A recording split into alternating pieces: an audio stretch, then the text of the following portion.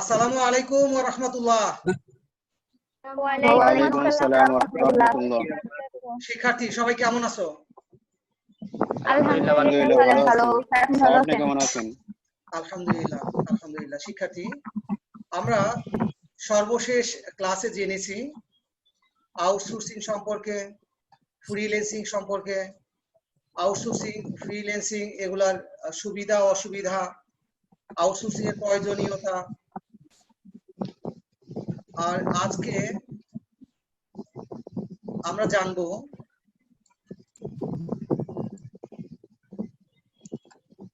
Outsourcing এ কাজ করার নিয়মাবলী ও যোগ্যতা সম্পর্কে।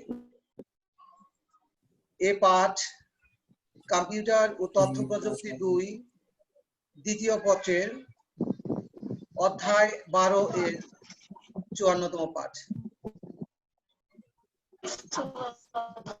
শিক্ষার্থী, এই পাঠ শেষে তোমরা আউটসোর্সিং এ কাজ করার নিয়মাবলী ও যোগ্যতা সম্পর্কে বর্ণনা করতে পারবে। পূর্ব পাঠ যাচাই। প্রশ্ন 1, আউটসোর্সিং ও ফ্রিল্যান্সিং এর মধ্যে পার্থক্য কি?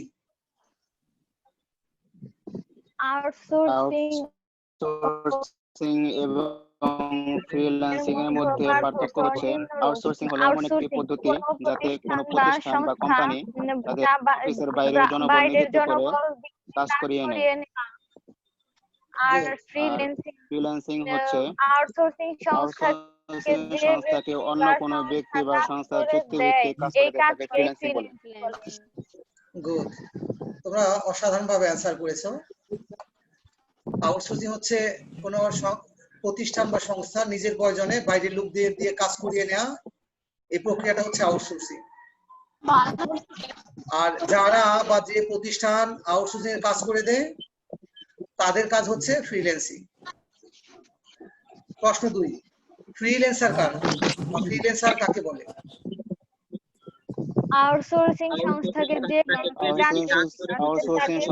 যে ব্যক্তি কাজ করে দেয় তাকে ফ্রিল্যান্সার বলে। গুড, অর্থাৎ যে ফ্রিল্যান্সিং করে সে হচ্ছে ফ্রিল্যান্সার, তাই তো? জি স্যার। প্রশ্ন 3, একটি উদাহরণ দিয়ে আউটসোর্সারকে এবং ফ্রিল্যান্সারকে বুঝিয়ে দাও। আউটসোর্সার ও ফ্রিল্যান্সার এর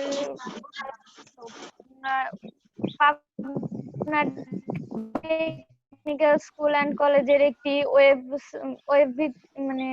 ওয়েবসাইট তৈরি করা হবে। এটি তার প্রতিষ্ঠানের লোক দিয়ে করতে পারছে না, তার জন্য বাইরের কাউকে দিয়ে করাতে চাচ্ছে। সেই ক্ষেত্রে মানিকগঞ্জের একটি লোক কাজটি করে দিল। এখানে প্রতিষ্ঠানটি আউটসোর্সার এবং মানিকগঞ্জের যে লোকটি কাজ করে দিল সে ফ্রিল্যান্সার। অসাধারণ অসাধারণ। আমরা রিয়ার জন্য একটা হাততালি দিতে পারি, এটা অসাধারণ একটা উদাহরণ হয়েছে। শিক্ষার্থী, প্রশ্ন 4, তোমরা কি উদাহরণটা সবাই বুঝতে পেরেছো বাকিরা?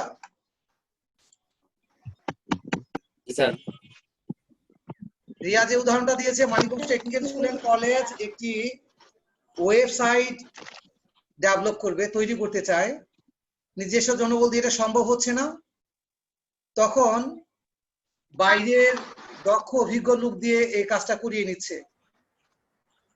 এই উদাহরণের ক্ষেত্রে Manikganj technical school and college হচ্ছে আউটসোর্সার, আর বাইরের যে প্রতিষ্ঠান অথবা ব্যক্তি এই কাজ করে দিচ্ছে সে হচ্ছে ফ্রিল্যান্সার। শিক্ষার্থী, প্রশ্ন 4, আউটসোর্সিং এর প্রয়োজনীয়তা উল্লেখ করো।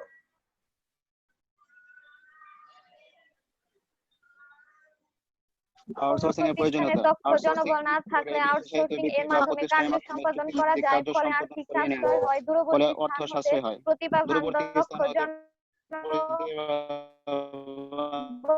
দক্ষ জনবলকে কাজে লাগিয়ে থেকে কার্য সম্পাদন করতে পারে। অসাধারণ অসাধারণ, সঠিকভাবে তোমরা বলেছো। মানে মূলত আউটসোর্সিং এর প্রয়োজনীয়তা হবে কি? অর্থ সাশ্রয় করা, দক্ষ জনবলকে কাজে লাগানো, অভিজ্ঞ জনবলকে কাজে লাগানো, উপযুক্ত রিসোর্সকে কাজে লাগানো, আর এরা পৃথিবীর যেখানেই থাক, তাই না? শিক্ষার্থী, প্রশ্ন 5, আউটসোর্সিং এর 3টি সুবিধা উল্লেখ করো। আউটসোর্সিং এর 3টি সুবিধা নিম্নরূপ: দ্রুত কার্য সম্পাদন করা যায়, সর্বদক্ষতা নিশ্চিত করা যায়, স্বাস্থ্যকর কার্য সম্পাদন করা যায়। গুড, সবাই ভালো অ্যান্সার করেছো। শিক্ষার্থী, আমরা আজকের পাঠে জানবো আউটসোর্সিং এর কাজে ফ্রিল্যান্সারের আবশ্যিক যোগ্যতা, আউটসোর্সিং থেকে আয় করার প্রাথমিক ধারণা, আউটসোর্সিং এর কাজ এর ধরন। শিক্ষার্থী, আউটসোর্সিং এর কাজে ফ্রিল্যান্সারের আবশ্যিক যোগ্যতা হচ্ছে বিশেষায়িত জ্ঞান, স্পেশালাইজড নলেজ, দক্ষতা, স্কিলস, অভিজ্ঞতা, এক্সপেরিয়েন্স। শিক্ষার্থী, পরবর্তী সেশনগুলোতে আমরা কাজ ভিত্তিক যোগ্যতা সম্পর্কে জানবো। আজকের ক্লাসে শুধু আমরা আবশ্যিক যে যোগ্যতাগুলা সেগুলা সম্পর্কে আমরা ধারণা নিচ্ছি। বিশেষায়িত জ্ঞান, আউটসোর্সিং এ যে কাজ করতে হবে সেই কাজে বিশেষায়িত জ্ঞান ছাড়া কোনো লোক ফ্রিল্যান্সিং এর কাজ করতে পারে না। বিষয়টা কি স্পষ্ট হয়েছে তোমাদের কাছে? কোনো স্কিল লোক ব্যতীত ফ্রিল্যান্সিং এর কাজ করতে পারে না। যে কাজটা সে করতে চায়, অনেক কাজ, এর মধ্যে যে কাজটা সে করতে চায় সেই কাজে তার অবশ্যই স্কিলড হতে হবে। যদি একজন লোক অভিজ্ঞতা সম্পন্ন না হয়, তাকে দিয়েও কেউ কাজ করাতে চাবে না। শিক্ষার্থী, এই যে আমরা আশা করছি পরবর্তী সেশনগুলোতে আমরা কাজ ভিত্তিক কে কোন কাজ করবে, অনেক কাজের মধ্যে কে কোন কাজ করবে, সেই কাজে কি যোগ্যতা লাগবে সেটা আমরা জানবো। এটা এখন কেন আমরা আলোচনা করছি না? কারণ আমরা এখনো জানি না এই আউটসোর্সিং কি কি কাজ আমাদের জন্য অপেক্ষা করছে। অনেক কাজ, শত সহস্র কাজ আমাদের জন্য অপেক্ষা করছে। আমরা সেই কাজগুলোর মধ্যে যে কাজ বেছে নিব, সেই কাজগুলার বিশেষায়িত নলেজ, স্কিল, এক্সপেরিয়েন্স এগুলো আমরা জানবো। আমরা কি বুঝতে পেরেছি শিক্ষার্থী? জি স্যার। আমরা সামনে আগাতে চাই। আউটসোর্সিং থেকে আয় করার প্রাথমিক ধারণা। শিক্ষার্থী, এখানে আমরা নিতান্তই প্রাথমিক ধারণা উপস্থাপন করেছি। আর এই আউটসোর্সিং কাজ করার যে ধাপগুলা, প্র্যাকটিক্যালি যে ধাপগুলো আসবে সেগুলো আমরা বিস্তারিত জানবো। আমরা এই সেশনে প্রাথমিক ধারণাটা নিয়ে নিতে চাই, তবে স্পষ্ট হতে হবে। প্রথমেই নিজেকে যে কোনো একটি কাজের জন্য উপযুক্ত করে নিতে হবে। আবার কাজ, অনেক কাজে থেকে যে কাজ আমি করতে চাই সেই কাজের জন্য নিজেকে কি করতে হবে? উপযুক্ত করে নিতে হবে।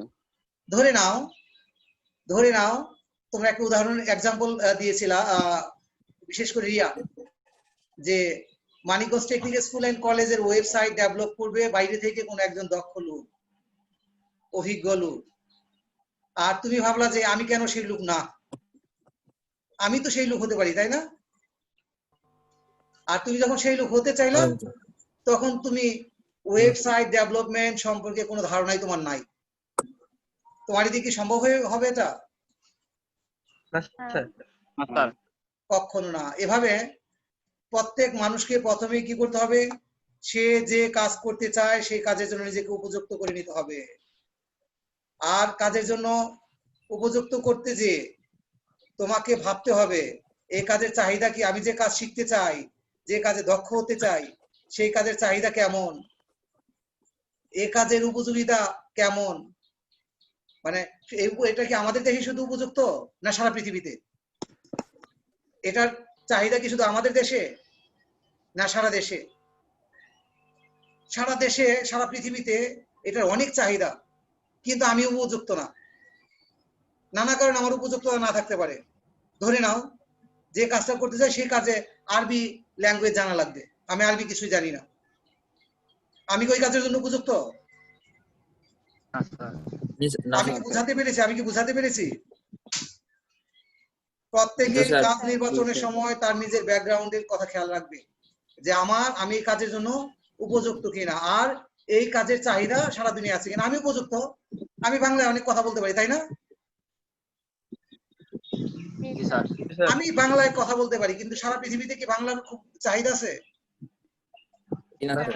না। সুতরাং আমাকে দুইটা বিষয় মাথায় রাখা লাগবে, যে আমার যোগ্যতা কি আছে, আমার উপযোগিতা কি আছে, আর ওই কাজের উপযোগিতা, কাজের চাহিদা, এটাও মাথায় রাখা লাগবে।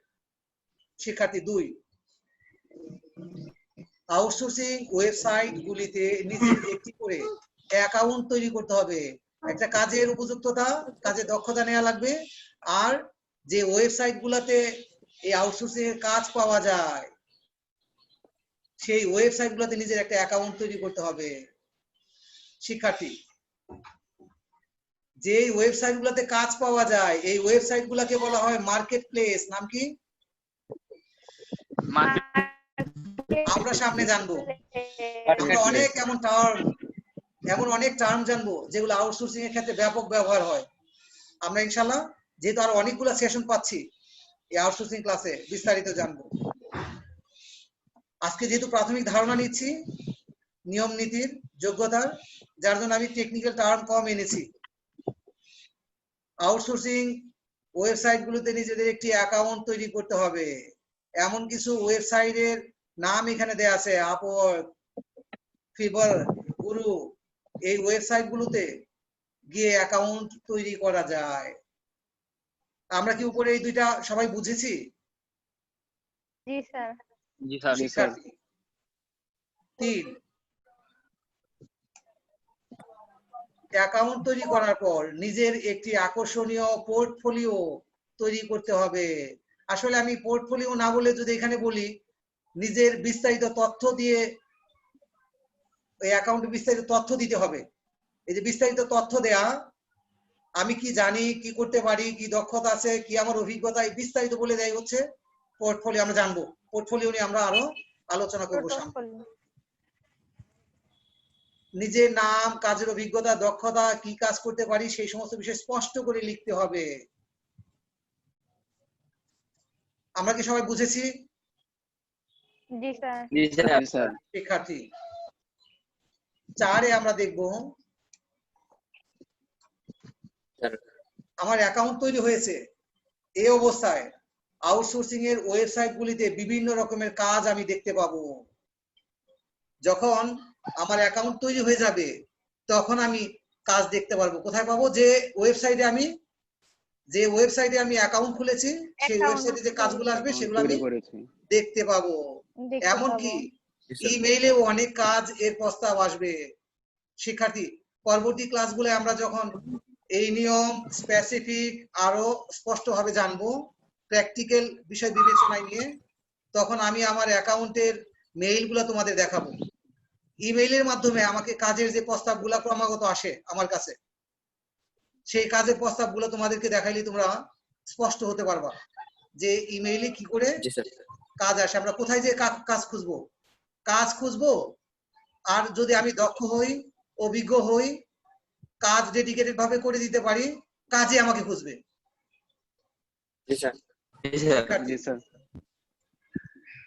5, কাজ খুঁজে এবং বুঝে কাজ গ্রহণের প্রক্রিয়ায় যেতে হবে। কাজ গ্রহণের যে আমরা প্রক্রিয়ায় যাব, এটা একটা প্রক্রিয়া আছে। টেকনিক্যাল টার্ম ব্যবহার করছি না প্রাথমিক ধারণা নেওয়ার জন্য। এই প্রক্রিয়াকে আমরা এই যে কাজ পাওয়া, এই কাজ নেয়া, এই প্রক্রিয়ায় বিডিং হয়। বিডিং মানে আমাকে এই কাজ বিড করতে হবে। বিড হওয়ার পরে যে প্রতিষ্ঠানে আমি বিড করব সেই প্রতিষ্ঠান আমার কাজ গ্রহণ করবে। গ্রহণ করার পর আমাকে কার্যাদেশ দিবে, কাজের আদেশ দিবে। এরকম কিছু ধাপ আছে, প্রক্রিয়া আছে। আমরা ইনশাআল্লাহ বিস্তারিত জানবো। আজকে কি আমরা এই পর্যন্ত বুঝতে পেরেছি যে অ্যাকাউন্ট খোলার পর আমরা কাজ দেখতে পারবো, আবার কাজ যখন দেখবো তখন আমি কাজটা নিজে বুঝি কিনা বুঝে নিব, বুঝে কাজ গ্রহণ করব, সেখানে কিছু আমরা কার্য সম্পাদন করব। এটা হয়ে গেলে 6 যে বিষয়টা সেটা হচ্ছে কাজ সম্পাদন করে আউটসোর্সারকে কাজ বুঝিয়ে দেয়। আমি যখন কাজ পেয়েছি তখন কি কাজটা সঠিকভাবে করে আবার আউটসোর্সারকে বুঝিয়ে দিতে হবে। এই কাজ যতটা সঠিক হবে, তার চাহিদা মতো হবে আর সঠিক সময় দিতে পারবো, তত আমার কাজের চাহিদা আরো বেড়ে যাবে, আমার কাজের গুরুত্ব আরো বেড়ে যাবে। শিক্ষার্থী আমরা কি বুঝেছি? এই পর্যায়ে কিছু তথ্য তোমাদেরকে না দিলেই নয়। ধরে নাও আমি একজন ফ্রিল্যান্সার, প্রথম আমি যে কাজটা পেয়েছি আমি একেবারেই নবিশ শুরুতে আমি কাজ করছি। আমি যে কাজটা পেয়েছি সেটা ধরে নাও $2 করে রেট পড়েছে। এগুলো তোমাদের আমি বিস্তারিত জানাবো। ফর এক্সাম্পল $2 করে রেট পড়েছে আর আমি কাজটা একেবারে পারফেক্টলি করে দিয়েছি তার চাহিদা মতো, অথবা আরো ভালো করেছি, আর সময়ের মধ্যে আমি কাজটা দিয়ে দিতে পেরেছি। এই আউটসোর্সার দ্বিতীয়বার যখন আমার কাজ দিবে আমাকে আর $2 কাজ দিবে না, আমার কাজের ডিমান্ড ওর কাছে বেড়ে যাবে, তখন আমার কাজ হয়তো $5, $10 অথবা আরো বেড়ে যাবে। এভাবে যত আমার কাজ এর অভিজ্ঞতা বাড়বে, সে যত দেখবে যে আমি নিখুঁতভাবে কাজ করে দিচ্ছি, কাজের মান, সময়, অন্যান্য সব বিষয় আমি ঠিকঠাক রাখছি, তত আমার কাজের ডিমান্ড বেড়ে যাবে। আমি কি শিক্ষার্থী বোঝাতে পেরেছি? শুনে আশ্চর্য হওয়া। আমি 2008-9 সিলেটে যে শিক্ষার্থীদেরকে এই আউটসোর্সিং এর ধারণা দিয়েছিলাম, ওরা পরবর্তী 6-7 মাসের মধ্যে আমাকে জানিয়েছে, সর্বশেষ যে জানিয়েছে সে বলছে স্যার আমি শেষ মাসে 50,000 টাকা আয় করেছি। অথচ ওরা কিন্তু প্রফেশনাল এক্সপার্টাইজ কাজ করেনি। শিক্ষার্থী একটু পরে আমি এক্সপার্টাইজ বিষয়গুলো তোমাদের নলেজে দিব। যার জন্য এই আমাদের দেশে এমন অনেক ফ্রিল্যান্সার আছে যারা কয়েক লক্ষ পর্যন্ত টাকা আয় করে।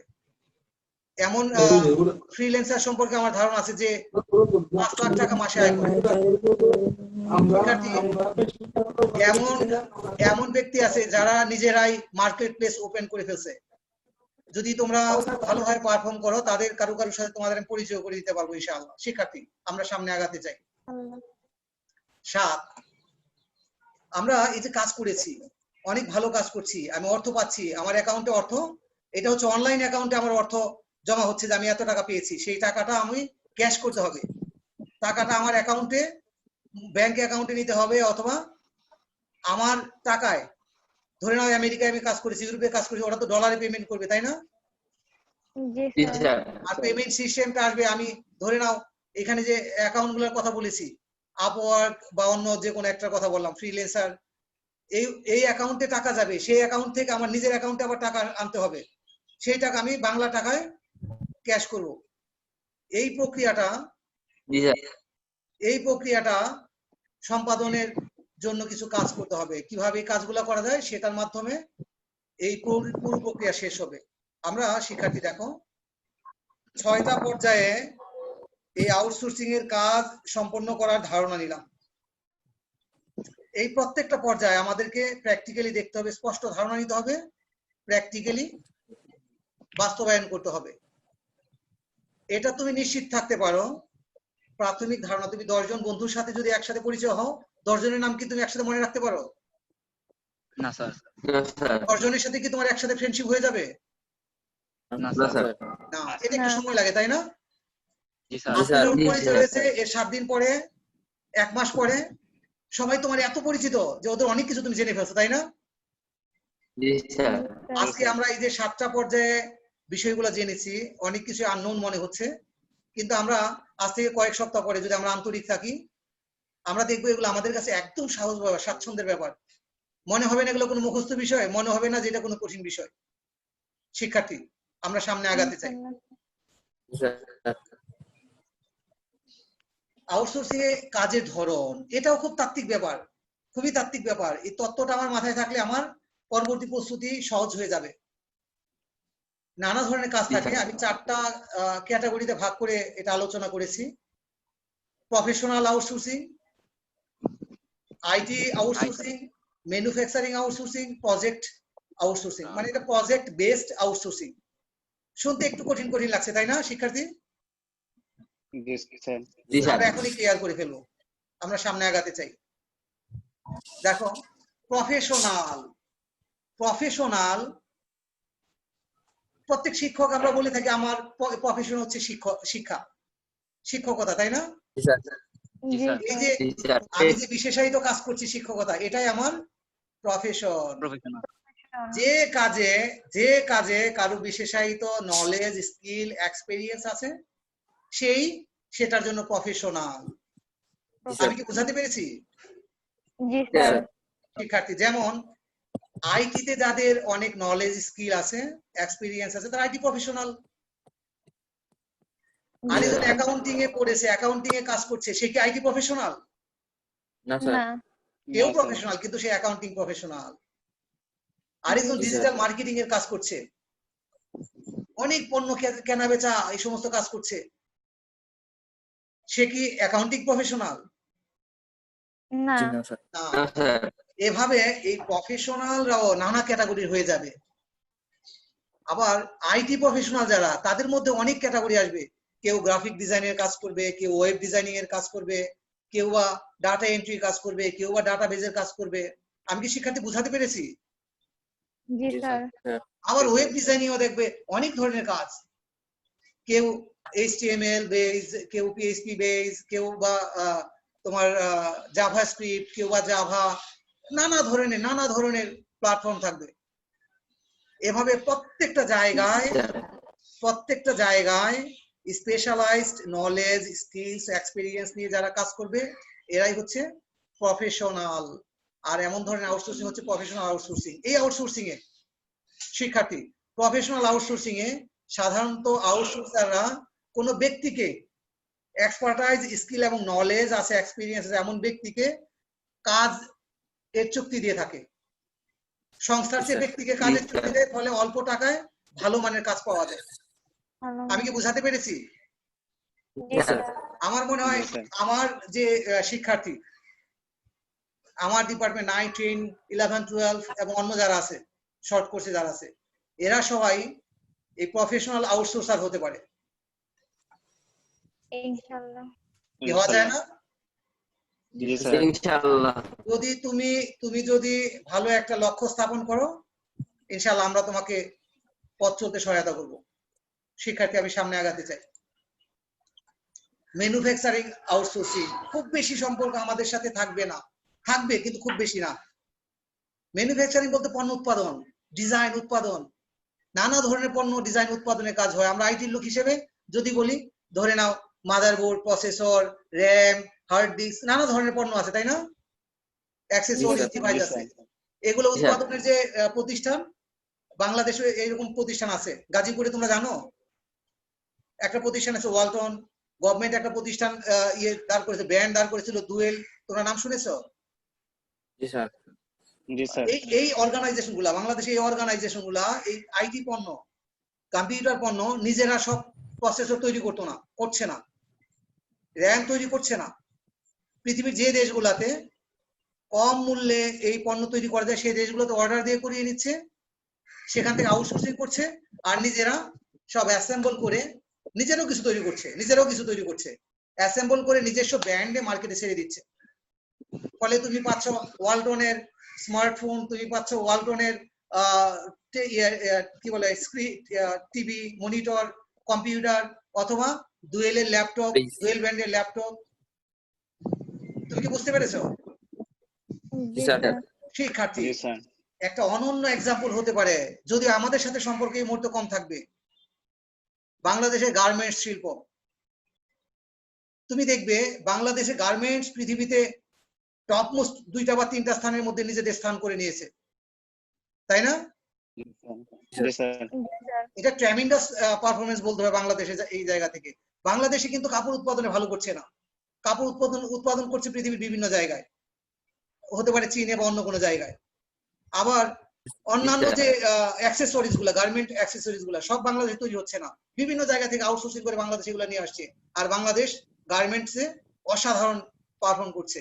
আবার বাংলাদেশ আউটসোর্সিং করছে এই অ্যাক্সেসরিজ গুলা, আবার আমেরিকা ইউরোপের দেশগুলা বাংলাদেশে আউটসোর্সিং করছে গার্মেন্ট শিল্প। তাদের নিজস্ব ব্র্যান্ডের শার্ট, নিজস্ব ব্র্যান্ডের প্যান্ট, অন্যান্য টি শার্ট এগুলা আউটসোর্সিং করছে কোথায়? বাংলাদেশে। বাংলাদেশ এই যে ম্যানুফ্যাকচারিং এ অসাধারণ একটা কার্যক্রমে বাংলাদেশ যুক্ত হয়েছে, এই ব্যাপারটা কি আমরা রিয়েলাইজ করতে পেরেছি শিক্ষার্থী? জি স্যার। যদি তোমরা নিজেদের লক্ষ্য স্থির করতে পারো, যদি তোমরা যত্নবান থাকো, আইটিতে শুধু তোমাদেরকে নিয়ে বিপ্লব ঘটানো সম্ভব। আইটিতে গার্মেন্টস এর চেয়ে অনেক বেশি কার্যকর ভূমিকা রাখতে পারি আমরা শিক্ষার্থী, যদি তোমরা বুঝে থাকো আমরা সামনে আগাতে চাই। আমরা কি সবাই বুঝতে পেরেছি জি স্যার। শিক্ষার্থী?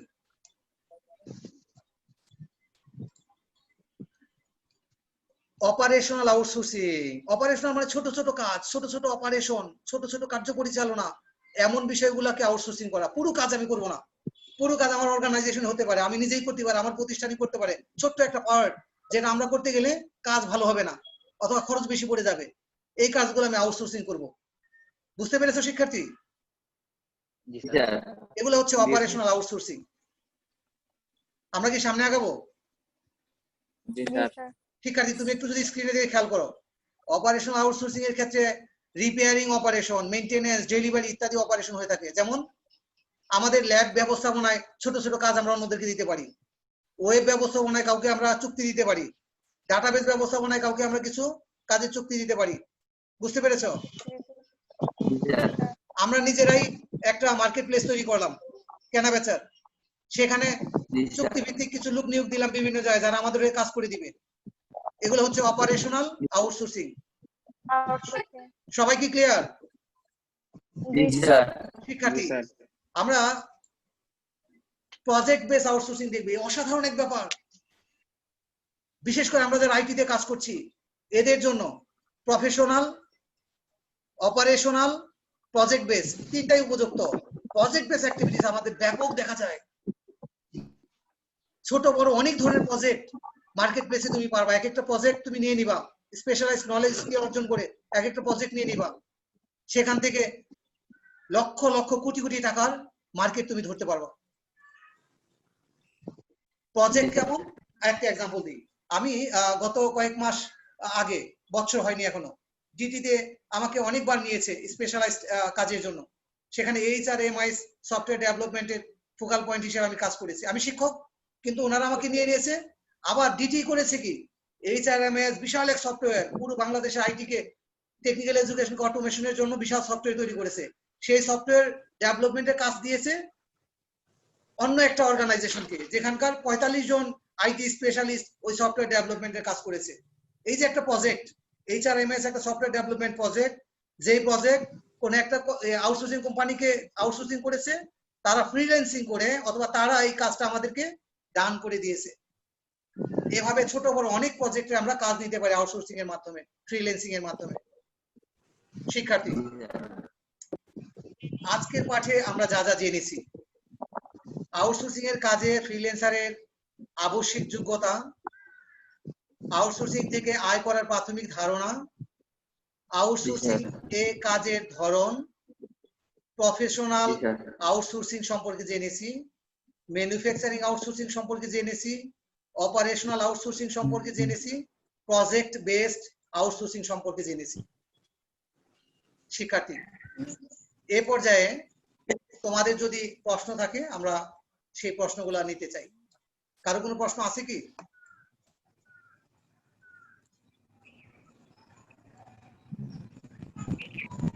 কারো কোনো প্রশ্ন নাই? ঠিক আছে, তোমরা হয়তো খুব ভালো বুঝেছো শিক্ষার্থী। আমি তোমরা কতটা বুঝতে পেরেছো সেটা মূল্যায়ন করতে চাই। আছে কারো প্রশ্ন? আচ্ছা, আমি দেখে ফেলি তোমরা কতটা বুঝতে পেরেছো। শিক্ষার্থী, প্রথম প্রশ্ন, আউটসোর্সিং এর কাজে ফ্রিল্যান্সারের আবশ্যিক যোগ্যতাগুলো কি কি? আউটসোর্সিং এর কাজে বিশেষায়িত জ্ঞান, দক্ষতা, হচ্ছে বিশেষায়িত জ্ঞান, অভিজ্ঞতা, দক্ষতা, অভিজ্ঞতা। অসাধারণ, অনেক ধন্যবাদ তোমাদের। বিশেষায়িত জ্ঞান, দক্ষতা ও অভিজ্ঞতা, এগুলো হচ্ছে আবশ্যিক যোগ্যতা। শিক্ষার্থী, আউটসোর্সিং এর জন্য প্রাথমিক কাজ কি কি? কি কি প্রাথমিক কাজ আমাকে করতে হবে মনে পড়ে? শিক্ষার্থী, আমি যে কাজ করতে চাই তার জন্য উপযুক্ত করে নেওয়া লাগবে। আমি যে কাজ করতে চাই সেটার চাহিদা এবং উপযোগিতা নির্বাচন করতে হবে, মনে পড়ে? শিক্ষার্থী, আমাকে কোনো একটা জব প্লেস, মার্কেট প্লেসে অ্যাকাউন্ট করতে হবে, আমাকে কাজ খুঁজতে হবে, আমাকে কাজ। শিক্ষার্থী, আমরা একটু পড়ে গেলাম নেটের সমস্যার কারণে বেরিয়ে আসছে। আবার আমি পিছনের স্ক্রিনে যাই। শিক্ষার্থী, এই যে প্রাথমিক কাজগুলা বলছিলাম, কাজ খুঁজে নিতে হবে, কাজ পেতে হবে, কাজ পাওয়ার পর কাজটা করে দিতে হবে, কাজ করে দেওয়ার পর অ্যাকাউন্টে যে আমার টাকা আসবে সেই টাকা ক্যাশ করতে হবে, মানে ট্রান্সফার করতে হবে। ট্রান্সফারের নানা উপায় আছে, এগুলো হচ্ছে আমার প্রাথমিক কাজ, তাই না? প্রাথমিক কাজ। জি স্যার। প্রফেশনাল আউটসোর্সিং কি? প্রফেশনাল মানে বিশেষায়িত জ্ঞান অর্জন করা, দক্ষ হওয়া, মানে স্মার্টলি সঠিকভাবে অ্যানসার করছে। বিশেষায়িত জ্ঞান, দক্ষতা, অভিজ্ঞতা কাজে লাগিয়ে কোনো ব্যক্তি যে কাজ করে সেটাই হচ্ছে আউটসোর্সিং এর যে কাজ করে, ফ্রিল্যান্সিং এর যে কাজ করে সেটাই হচ্ছে প্রফেশনাল আউটসোর্সিং। ম্যানুফ্যাকচারিং আউটসোর্সিং কি? ম্যানুফ্যাকচারিং আউটসোর্সিং এর কাজে কেবল পণ্য উৎপাদনের সাথে জড়িত সীমিত থাকবে। রাইট, পণ্য উৎপাদনের সাথে কোম্পানি, যেমনটা আমরা উদাহরণ হিসেবে বলেছিলাম, আইটি পণ্য উৎপাদন সংক্রান্ত আমাদের কয়েকটা অর্গানাইজেশন আইটি পণ্য উৎপাদন করছে, কম্পিউটার পণ্য উৎপাদন করছে, যেমন ওয়ালটন, ডুয়েল নামে একটা ব্র্যান্ড আমরা জেনেছিলাম, গার্মেন্টস এর এক্সাম্পল আমরা জেনেছি, তাই না? অপারেশনাল আউটসোর্সিং এর উদাহরণ ছোট ছোট পরিচালনাগত কাজ যখন অন্যদের দ্বারা করানো হয় তখন সেটাকে অপারেশনাল আউটসোর্সিং বলা হয়। রাইট, অসাধারণ। প্রজেক্ট বেস আউটসোর্সিং এর কাজ